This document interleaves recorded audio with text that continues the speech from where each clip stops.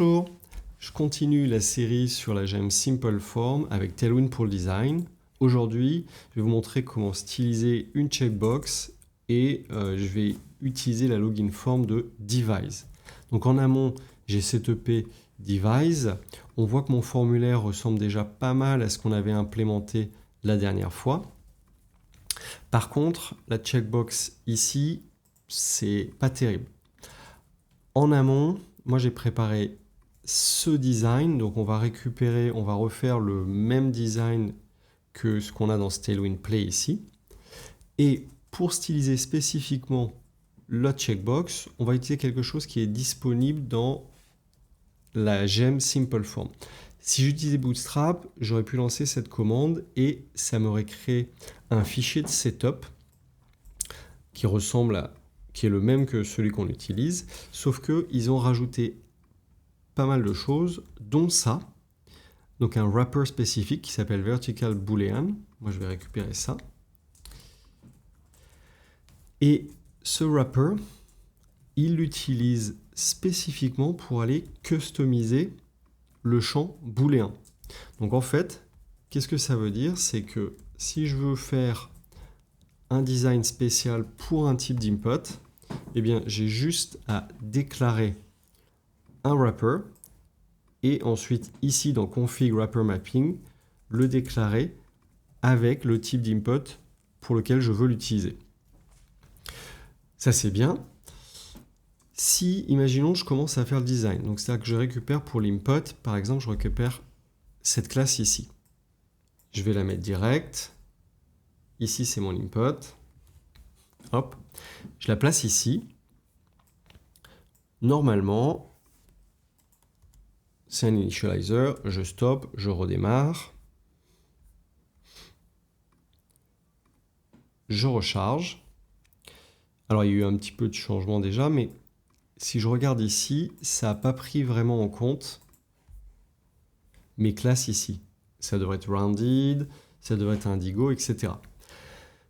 Le problème ici, c'est que, on l'a vu dans une autre vidéo, je vous en parle ici, c'est que Tailwind, lorsqu'il compile toutes les classes disponibles, il n'est pas au courant de celle-là, donc il ne les connaît pas, donc ce n'est pas disponible dans mon code.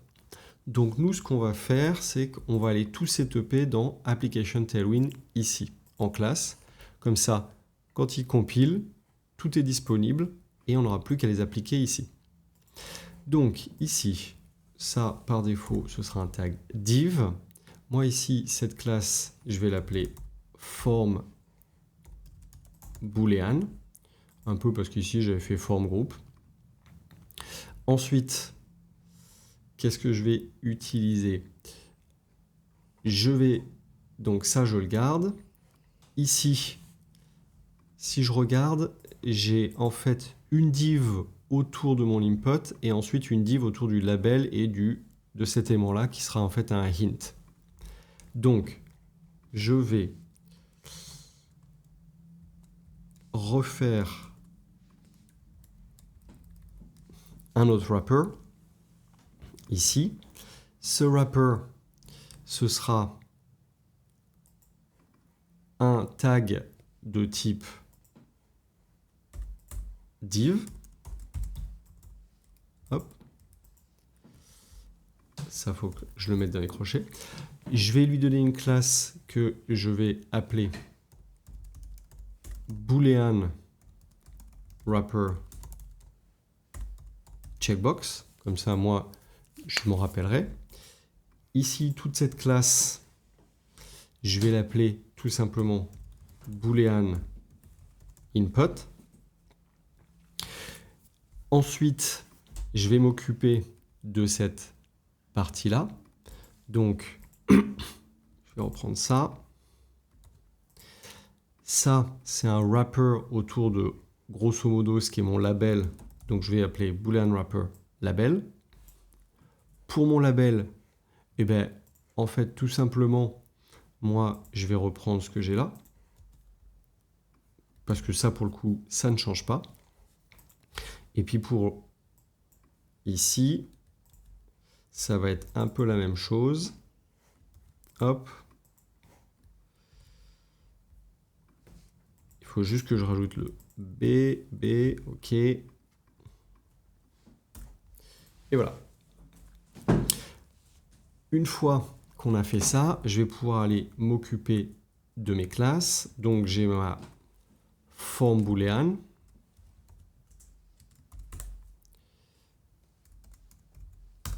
Qu'est-ce que je veux, moi?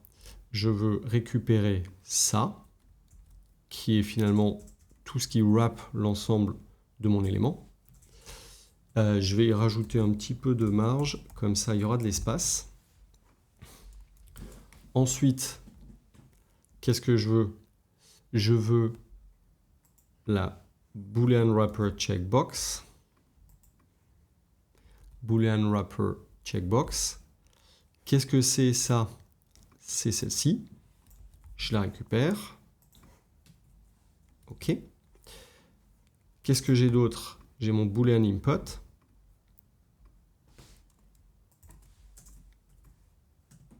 OK. Donc ça, c'est justement la grosse avec laquelle j'ai fait la démonstration que c'était pas chargé. Cette fois, ce sera bien chargé. Et ensuite, j'ai mon Boolean Wrapper. Donc là, c'est le checkbox. Ici, ce sera le label. Et celui-ci, il se trouve ici. Donc là, j'ai presque tout. Est-ce que... Non, j'ai la classe hint qui n'était pas encore existante. Hop, on va se la faire là. Hint. Et ça, globalement, qu'est-ce que je veux? Je veux un texte petit. Je veux qu'il soit gray. Et puis margin top. Hop, on peut laisser ça comme ça.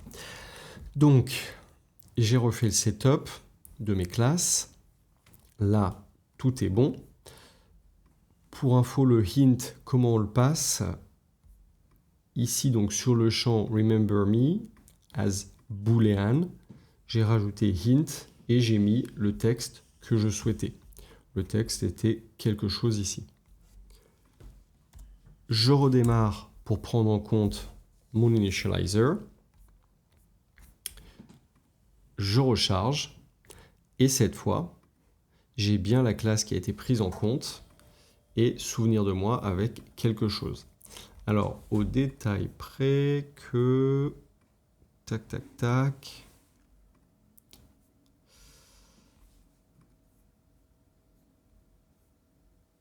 Boolean wrapper.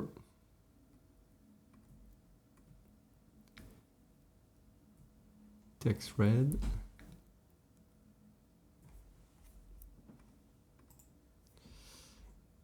Ok, il y a ça. Le seul petit élément, c'est que le quelque chose... Alors, pourquoi? Donc, le hint, il est là. Boolean wrapper. On va peut-être juste lui rajouter un Boolean wrapper label. Flex call. Ok, terminé. Si je redémarre, bon, voilà, j'ai dû rajouter un flex colon. Mais à part ça, on retrouve bien l'élément. Donc moi, c'était de l'indigo. Nous, c'était plutôt du bleu. On peut aussi modifier ça. Vous voyez que là, ce qui est intéressant, c'est que du coup, dès que je redémarre, ça s'applique tout de suite. C'est compilé par Tailwinds. Et ça ressemble bien à ce qu'on avait choisi ici. Très bien. Donc, désormais, vous êtes capable, si vous avez un champ particulier, d'aller le styliser grâce à un config wrapper avec un nom spécifique et au config.wrapper mapping, le champ, le type d'input et le wrapper que vous voulez utiliser pour le customiser. C'est tout pour aujourd'hui. J'espère que vous avez appris quelque chose. N'hésitez pas à suivre ma chaîne Cocoricodo et à bientôt.